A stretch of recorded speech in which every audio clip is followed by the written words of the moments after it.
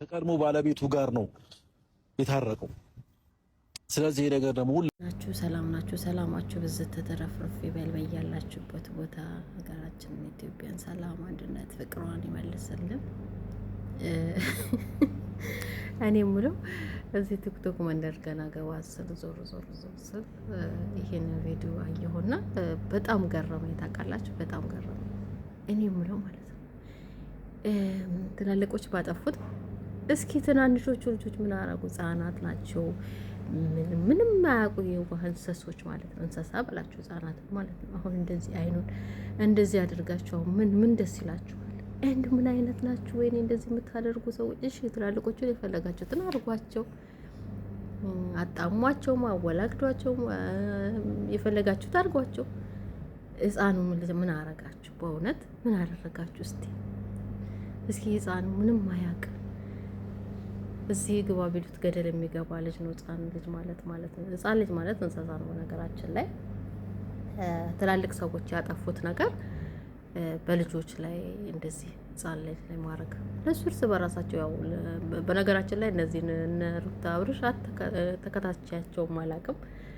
ያው ግን አንድ ጊዜ ዞር ስል ያየሁትና አጋጣሚ ያየሁት ነገር ቢሆን ብቻ አይላል ማለፍ ሲባል እንትን አድርጉት ልጆች ማንኛውም ቢሆን ማለት ነው። ትላልቁ ባጠፉት ልጆቻቸው ምንም እንስሳ ናቸው ልጆቻቸው። በእውነት እንደዚህ የምታረጉ ሰዎች ልቦና ይስጣችሁ ፈጣሪ ነው ብለው እውነት ልጆችን እንድታታርጉ የምሬ ነው የምላችሁ። በጣም ያሳዝኑኛል። እኔ ህፃን ልጆች እንደዚህ ሲያደርጓቸው አይናቸውን አጥፍተው አፋቸውን አጠመም ፈጣሪ ንጹህ አድርጎ የፈጠራቸውን እንደዚህ ማረጋቸው እጅግ በጣም ያሳዝናል። እና ህፃኑ እነሱን የፈለጋችሁትን በሏቸው። በእርግጥ ግን ህፃን ልጅን እንደዚህ ማድረግ ተገቢ ነው ብዬ አላስብም።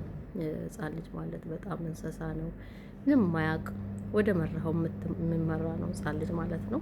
ብትችሉ በተቻላችሁ መጠን እንደዚህ በትላልቆቹ እየተናደዶቹትን ነገር በልጆቻቸው ምናምን እርምጃ ባትወስዱ፣ ልጆቻቸውን ባትገለባብጡ ብላለሁኝ። የምር በእውነት አሳዘነኝ። ህፃናቱን ልጅ እንደዚህ ያደርጋችሁ ሳይ ማለት ነው በቃ ያለ ማለፍ ማለት ነው። ገርሞኝ ለምን እንደዚህ ተደረጋላችሁ? እንዲህ የምታደርጉ ፈጣሪ ልቦና ይስጣችሁ እላለሁኝ። እና ያው የምትወዳቸውም አድናቂዎቻቸውም አድናቂዎች ያልሆናችሁም ያው የፈለጋችሁ ሰውን በእርግጥ ትጣላላችሁ። ብትጣሉም ግን ልጆችን እንደዚህ አታደርጉ። ህፃናት ልጆች ምንም አያውቁም።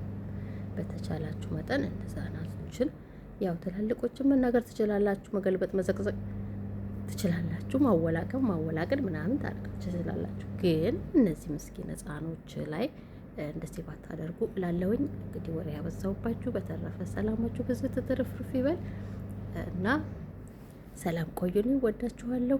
መልካም ቀን ብያለሁ።